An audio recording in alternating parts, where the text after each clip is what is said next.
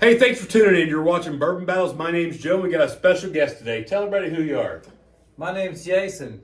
Jason, thanks for joining us. We're coming to you from Franklin, Indiana, where we both live. We're both members of the Bonnet and Bottle Bourbon Club. We are. Which Butch was in the last episode. He's kind of like the, what would you say? Ambassador. Our leader? I'd say, yes. Our president, CEO? Yeah, He's the man. the guy. He can probably hear us from right now. Yeah. From where we're at right now. Yeah. It's fun. So, hey, we're going to do a special episode for you today. We're going to do a blind battle. So, Jason's going to learn all about blind battles as we follow along. You know what we're drinking. We're going to have any idea. So, stay tuned.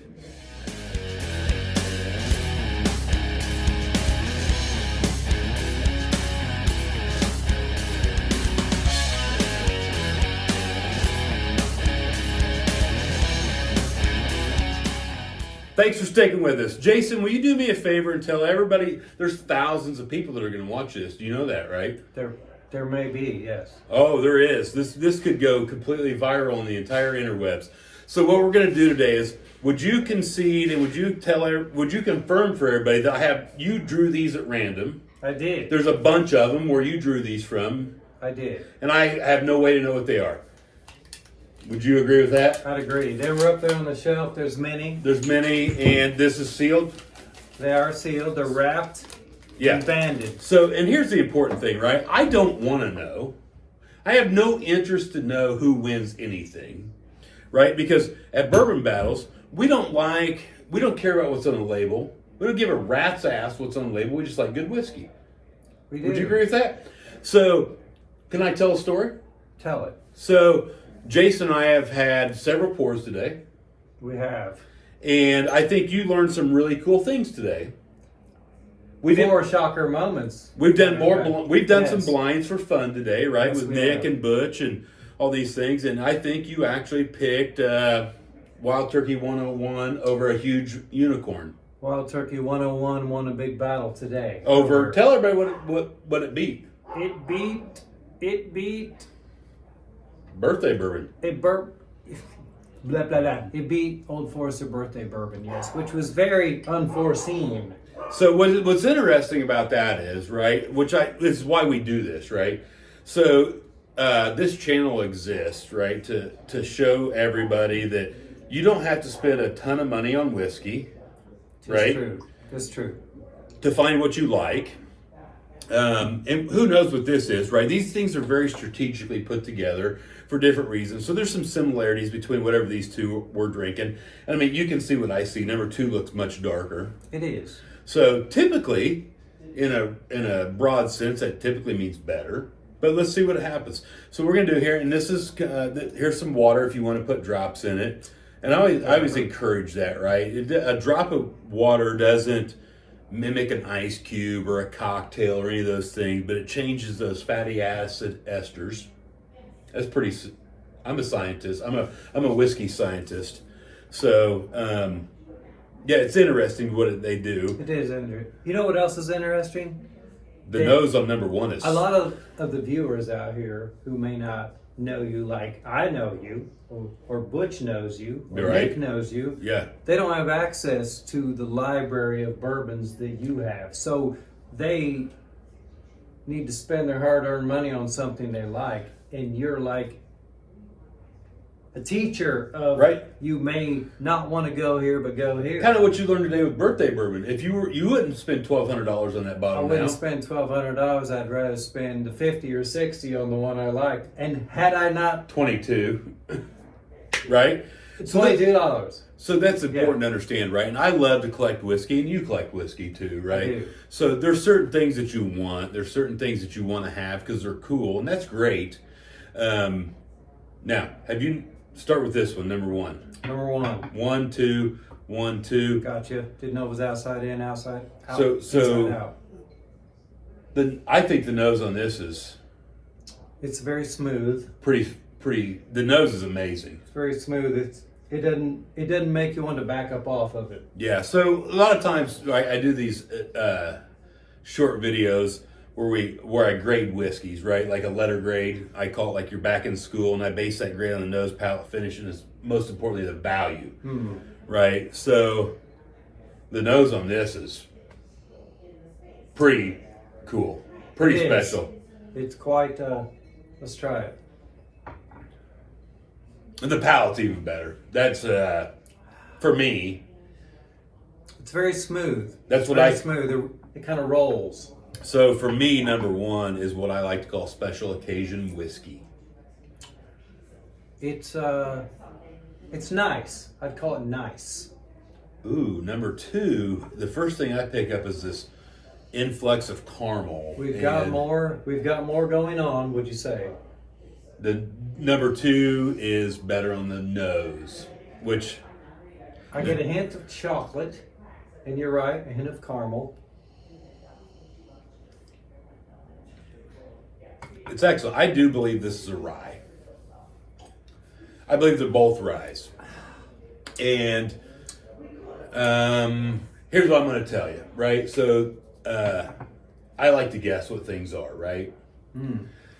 Would you reiterate that there's no way I know what you grabbed? You have no idea what I grabbed. So, No way. so what I want to do is I want to make a guess, and I'm usually wrong. Like Butch and I just did one, and I was pretty damn wrong. I'm going to make a guess, and the reason I'm going to make this guess is number one was my favorite whiskey of 2024, and I believe it to be Stoll Wolfe Rosen Rye, which you've probably never even heard of. I've not. So it's out of Pennsylvania. If I'm right, we'll talk about it in a little bit. Number two, I don't know what it is. I believe it's another rye, and I believe it's a finished rye. I think they're both finished ryes. I do taste some rye number two. I would say that they're both, man, they're both excellent. But would you Whiskey. say number one is a tad smoother than number two? Would you say that? I would say number one, it's got a little more of that rye spice, that rye, right, get you, right, that Kentucky hug.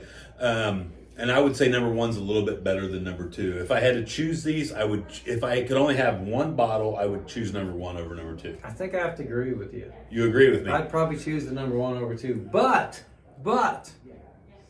if I had a hard day of work, I'm a little bit angry, I didn't agree with everything that happened in the day, number two would probably be one that I'd like more. So I will say that I like them both a lot. They're both excellent pours. Actually, they both were very good, yes. But I prefer number one a little bit over number two. If I had my druthers, yes, number one. So let's do this. Yeah. Right before we reveal what they are, let's put a drop. One drop. So I say this releases these. We could change it. Yeah. Swirl them up real quick. Just see if that changes it I for to you. Scotland. I think it actually helped number one, made it It better. actually enforces it, yes. You're right. And I don't think it did it almost made number two hotter and took it backwards. Yep, you're right. After that water droplet, I'm going to go this way. Number one is my choice. So these things right here, these little bottles you can get off of Amazon, these little droppers, they're amazing. They're like, you can get 5 of these for Cheap. $5. They're a buck Yeah. apiece, right? And I put special water in them, right? Kentucky limestone water. You can put RO water, bottled water, tap water. But I very much encourage you to have one of these while you're tasting whiskey. It does some amazing things. So we both picked number one. We're in did pick consensus. number one, yes. So we're going to pause the video right here. I'm going to get the bottles.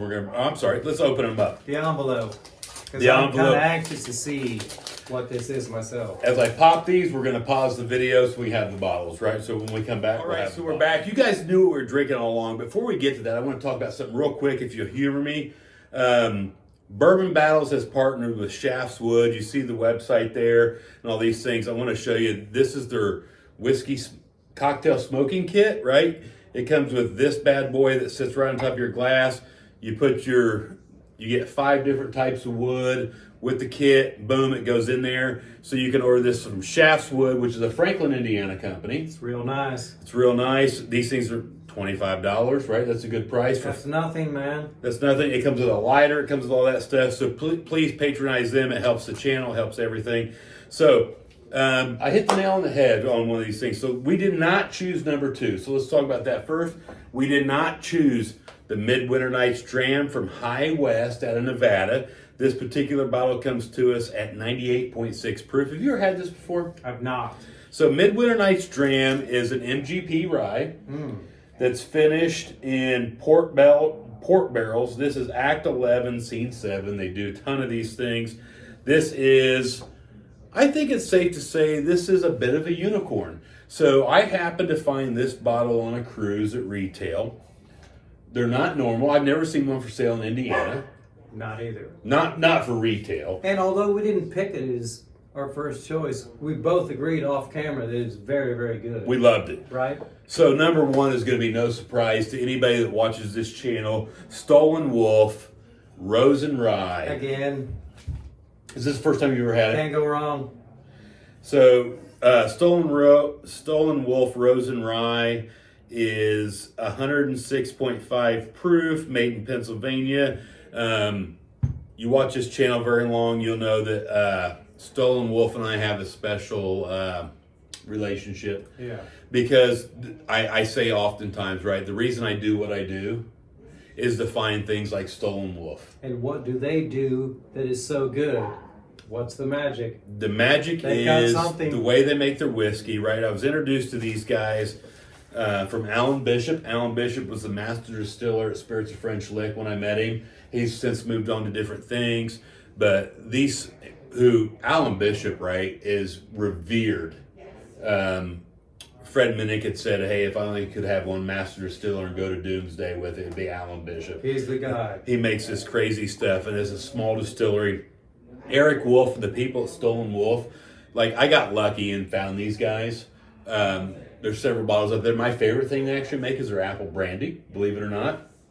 Remind me when we get done with this, I'll let you have a taste, but don't tell Butch because he's back there. We will not tell him. And we're not going to tell Butch because I don't want to run out of this stuff. Stoll Wolfe, you guys are awesome. You've been amazing to work with. All these things. Keep doing what you do. You know what we ought to do? What should we do? Because these guys, you love that whiskey, right? I do. So what we need to do is we need to take a trip with the Bourbon Club to Pennsylvania. We'll get Butch to drive. Actually, that's a good idea. Right?